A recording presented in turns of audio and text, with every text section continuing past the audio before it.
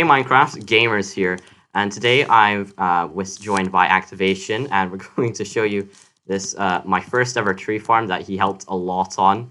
It's really cool. It's got a bunch of stuff that I have no idea how it works. He helped a lot with the farm, so huge shout out to him. I made the farm. No. I made the farm. You did nothing. I helped. All right. I mean, yeah, you helped a little bit. So it's got cool features. It can do three types of trees in this version, I believe, and I think he said that in 1.15 it does spruce as well. Yeah, I'm not sure about that because spruce trees do have restrictive growth with this iron block as well, so I'm not quite sure. Since it might only work for just regular. I'm not sure. Okay, super cool. So down here is just like a little room thing, so you can turn the farm on from here. You've got oak mode as well. So I'll just leave Activation there to do the tree farming. You can do birch. All right. So it goes ahead and removes all the leaves and then just yeets the logs into this log converter. Was it right? Yeah, it's a log converter. I guess I'm gonna just simply set up a player bot. So all the logs make their way into this Block 36 blast chamber, a concept shown by Acheron River. And so basically how it works is like the TNT blows up as soon as this log gets pushed, giving it a higher drop rate, and it's a lot easier to blow up as well, I think. It's really It's not cool. Yeah, it's really nice. Once again, concept by Acheron. And what I will notice about this thing is there are chances that it will sometimes not be 36 chamber, but that is incredibly rare. So it's Yeah, like you did something and it kind of just like we were like laughing ourselves. Just like, yeah, it won't do that.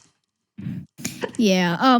So I guess to explain the concept a little bit, to explain the average lifetime for some logs, they would grow and they would move towards this log stream. Be pushed across inside this log converter. It's a pretty simple one. And they just get moved across into this pushing down chambers thing. They get pushed down into this system right here, and we have this kind of protection where it can go all the way up to this 4, which we've seen it go. One block actually got to this 4th block right here, which is very rare. And then I suggested putting obsidian here. You said no. No, because it would have broken the log converter. Yeah, but then we would move these down, and then we have if you come back through the log chamber, we have a variable timer, I guess, not necessarily a timer, but it's a clock circuit that would slowly move around every single time a log moves through the system. It would move around and when it hits this comparator, it goes through this 4-tick repeater, goes through this redstone dust line into a monostable circuit into this system right here, where it would propel the TNT forward and it would align with this end rod and fall right here. So the redstone line would continue through here, fall into the TNT duper, which can be replaced with a dispenser, and then followed into 9 4-tick repeaters into the log chamber right here, where it would blow up. So to simulate that, it would be this right here. So the TNT would fall down, and then the logs would come through and be block 36 chamber thingy. Nice, and then you can just have it fall down into your storage system. Get creative, because this farm produces quite a lot of logs. What were the rates exactly for each type of tree? So each type of tree, we never measured it with spruce, but it's 8.5k birch per hour, 6.5 thousand jungle per hour, and 7.5 thousand oak per hour. It's not a lot for a tree farm, but it's good for what this does. Mm-hmm. So this is where a tree would normally grow, as you guys probably saw in the little cinematic. So the tree would actually be propelled forward. The logs would be propelled forward from this double piston extender. It would be extended, then retracted, then retracted fully. For simplicity, instead of using a system that would have these final block retractions removed and not be there, we just for simplicity made it just a regular double piston extender, which slows it down by 6 game ticks, sadly. But if you come down here, we can see the piston layout.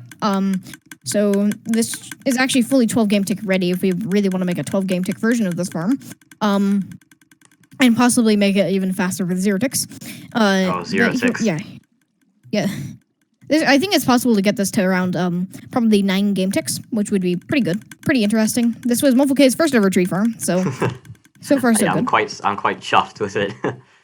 The only issue is I like get half of it. It gets all of the leaves except for just a few. So it doesn't get these leaves right here, but normally you would have logs right there. So Also, the fact that there is and this does return enough saplings for jungle. It breaks probably around 40 to 43 leaves, which is just enough for jungle to return enough saplings. But don't rely on it for a jungle sapling. Yeah, farm. it's definitely not good for jungle. While the options there just is probably better to create like a separate jungle tree farm. This one is great for like oak and birch though. Yeah, I would definitely suggest my basic 4-type tree farm. That's actually a little bit faster than this, but that doesn't matter. And there's your plug for the video. I don't need plugs. No. Oh.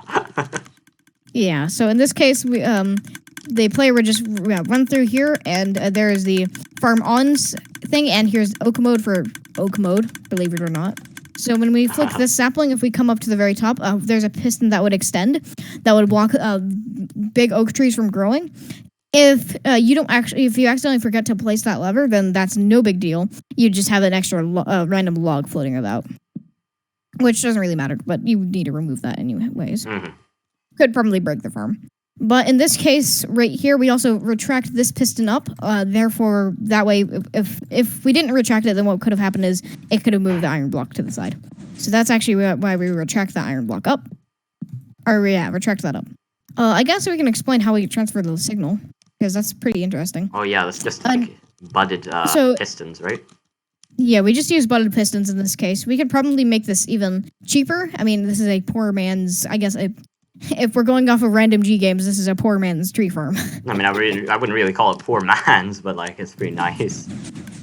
It's pretty simplistic. It's quite resource efficient.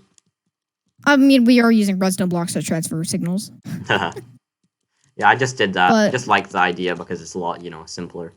Yeah, I got that idea from Acheron, and it's really useful. But everyone uses that from what I've seen. But yeah, in this case, all these signals get transferred in a pretty efficient way. And yeah, I guess that's it. Down here, we have the repeaters timed perfectly, and I think this blows up.